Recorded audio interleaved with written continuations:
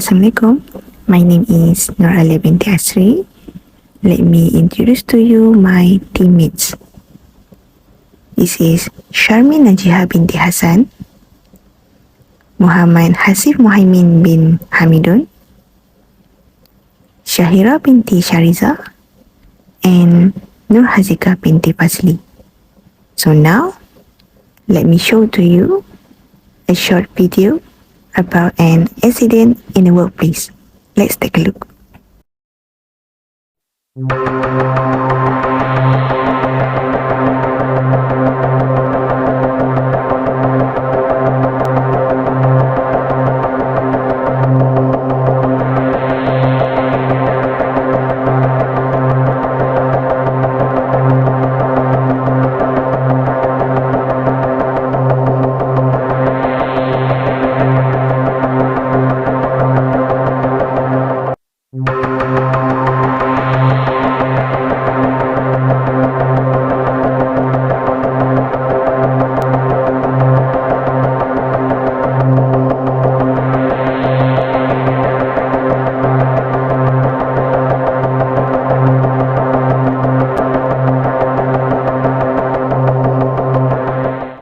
Assalamualaikum, I am Sharmin Najiha. So, as shown in the previous video, you can see there is an accident. What kind of accident that happened? Let me just explain further. Injuries and accident caused in the foundry industry, which is operated in a forklift mechanism, causes violent death of molten metal in a casting as she placed a large piece of metal in a furnace. Fortunately, the worker was protected from the windshield forklift. Next is about the classification of hazards in it. It is chemical hazards. The explanation who were working in heat which incorporating hazardous substances and dangerous goods. Besides that, the sector of this accident is automotive, general engineering and construction. Last but not least, the name of occupation is forklift operator. Hi, Assalamualaikum. I'm Hasif. I will explain about the impacts of the accident, what errors caused the accident, the chain of incident which led to the accident, and how is the accident reported to DOSH. As you can see in the video, there is the occurrence of an overflow of molten iron toward the worker. A lot of impacts happened that occurred there on workers and work tools. The workers were seriously injured. This accident caused respiratory effect, skin effect, and eye damage to the worker.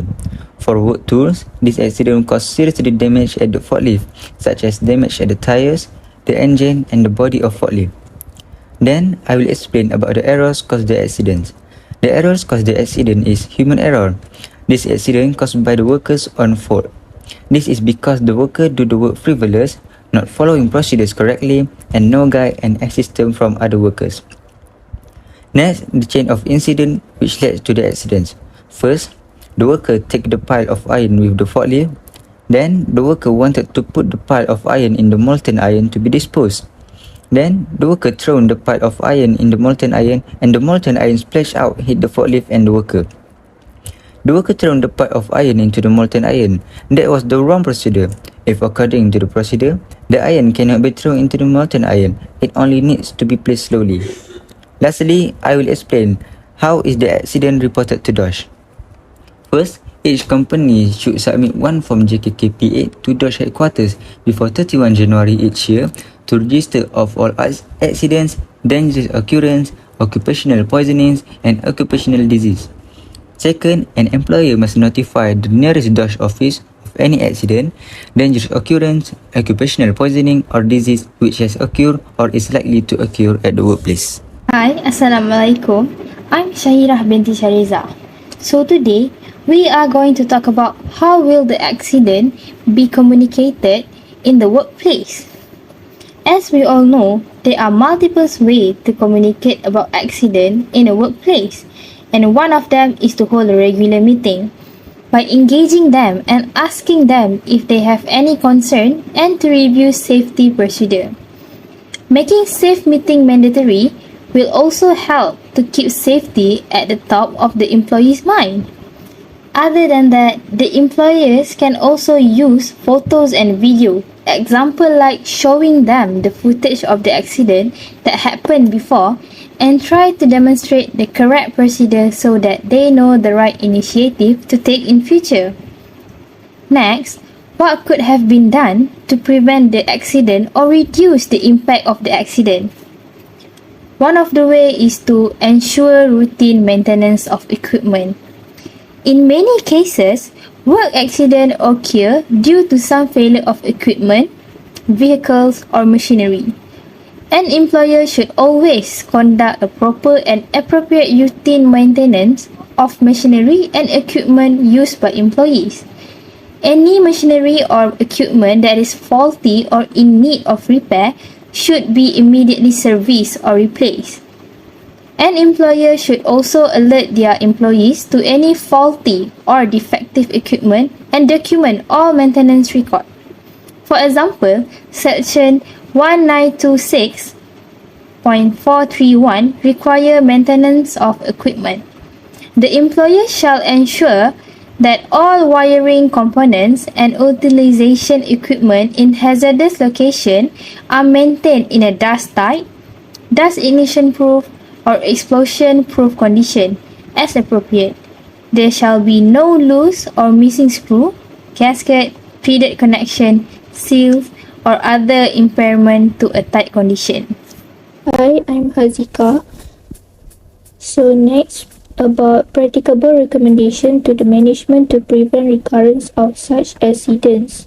Firstly, provide proper training to forklift operator and conduct hands-on training for forklift operator with OSHA safety regulation. Refresher training must be given if the operator has been involved in an accident, near miss, or unsafe operation. Besides that, if an operator is assigned to a new types of forklift or if workplace conditions change that could affect safety, then refresher training is required. Next, inspection and maintenance for forklift and accessory must do regularly. Those regulations require that the employer ensure that a forklift operator is competent to operate the forklift he or she is assigned to use. The employer must do the document operator training and evaluation of the operator's performance while using the forklift. Next, provide safety clothes for employees. Next question, how would you handle the grievance of the family? First, acknowledge the grievance. Let the employee and the family members know that the employer received their report and willing to do something about it. Next, investigate.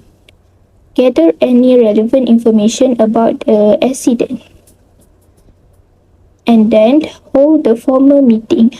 The employer and others that involved should be called to the formal meeting. The employees can show any evidence that backs up the complaint and explain how they want the problem to be solved. Next, take the decision and act accordingly. The employer should decide what to do once the required information is collected.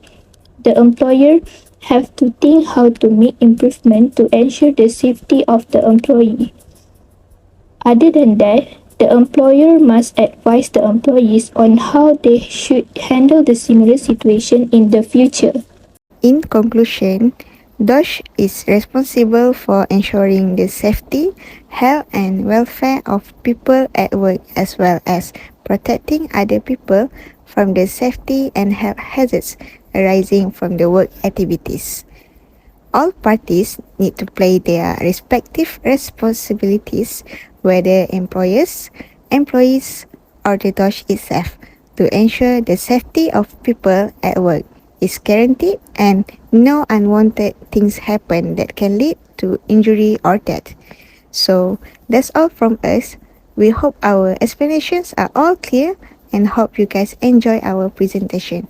Thank you for watching. Assalamualaikum and bye.